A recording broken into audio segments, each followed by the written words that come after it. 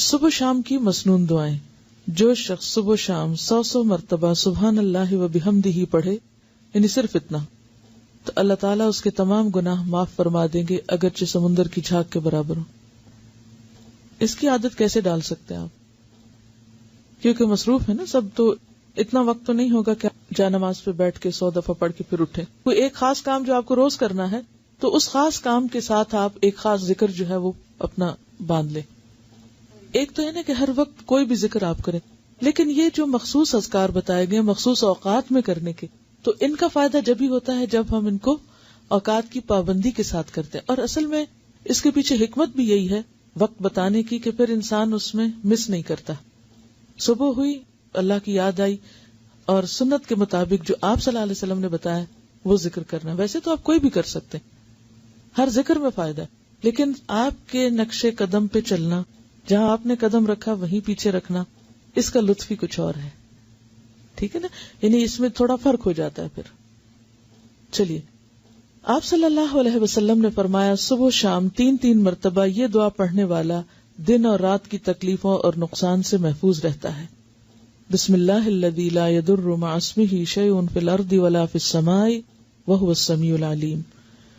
صبح و شام اس اللہ تعالی کا نام لیتا ہوں جس کے نام کی وجہ سے زمین و آسمان کی کوئی چیز نقصان نہیں پہنچا سکتی، اور وہ سننے اور جاننے والا ہے. آپ صلی اللہ علیہ وسلم اس دعا کو بھی روزانہ صبح و شام 3 مرتبہ پڑھتے تھے. اللہم عافنی فی بدنی، اللہم عافنی فی سمعی، اللہم عافنی فی بصری، لا الہ الا انت. اس دعا کو آپ صبح اور شام کے مثلا سنت کے بعد یا فرض کے بعد اگر مقرر کر لیں تو انشاءاللہ تعالی پھر بھولیں گے نہیں. اے اللہ میرے بدن میں عافیت عطا فرما، اے اللہ میری سماعت میں عافیت عطا فرما، یعنی میرے کان ٹھیک رکھ. اے اللہ میری بینائی میں عافیت عطا فرما.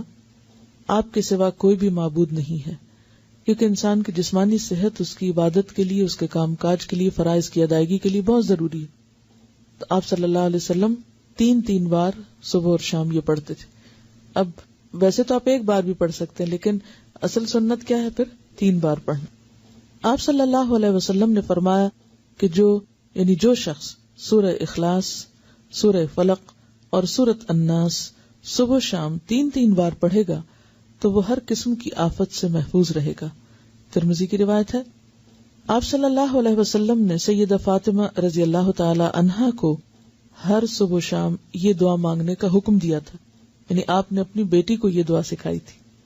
یا حی یا قیوم برحمتک استغیث فاصلح لی شأنی کلہ ولا تکلنی الی نفسی طرفۃ عین.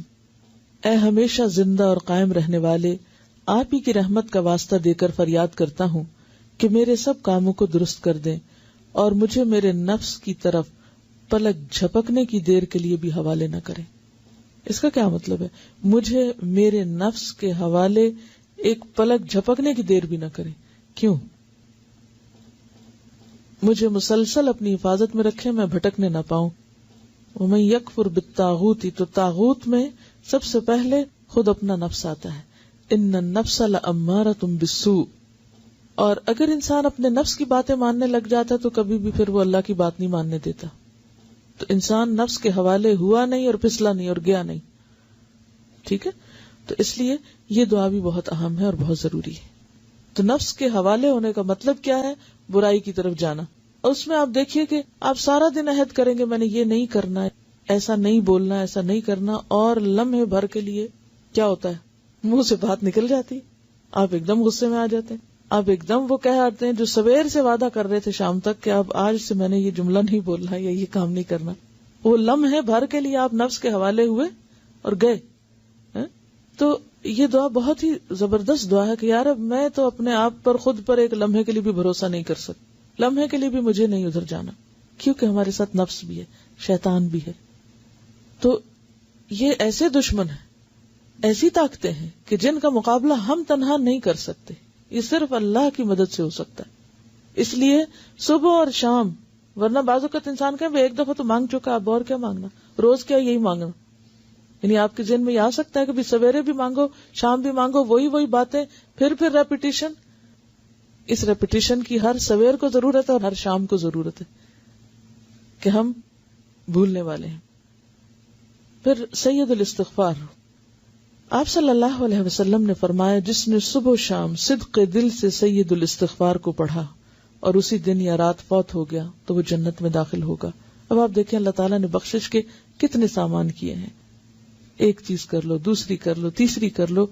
یعنی یہی اس کی رحمت ہے کہ اس نے چھوڑا نہیں بھٹکنے کے لیے، یا اللہ بندوں پہ ظلم نہیں کرتا. لیکن اگر بندے خود ہی غفلت کے شکار رہیں اور کسی بھی چیز سے فائدہ نہ اٹھائیں تو پھر جبر نہیں کرتا اللہ تعالیٰ. سید الاستغفار یہ ہے: اللہم انت ربی لا الہ الا انت خلقتنی وانا عبدک وانا علی عہدک ووعدک ما استطعت اعوذ بک من شر ما صنعت ابوء لک بنعمتک علی وابوء بذنبی فاغفر لی فانہ لا یغفر الذنوب الا انت. اے اللہ، آپ ہی میرے رب ہیں، آپ کے سوا کوئی عبادت کے لائق نہیں. آپ نے مجھ کو پیدا کیا ہے اور میں آپ کا بندہ ہوں، اور میں اپنی طاقت کے مطابق آپ سے کیے ہوئے عہد اور وعدے پہ قائم ہوں. میں اپنے برے اعمال کے وبال سے آپ کی پناہ چاہتا ہوں.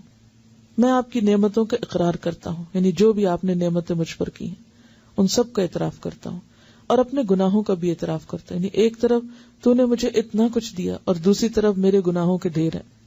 آپ میرے گناہوں کو معاف فرما دیجئے، کیونکہ آپ کے سوا کوئی بھی گناہوں کو معاف نہیں کر سکتا. یعنی کسی انسان، کسی جن، کسی فرشتے کے اختیار میں نہیں کہ وہ بندے کے قصور معاف کر سکے. اصل معافی اللہ ہی کی طرف سے ہے.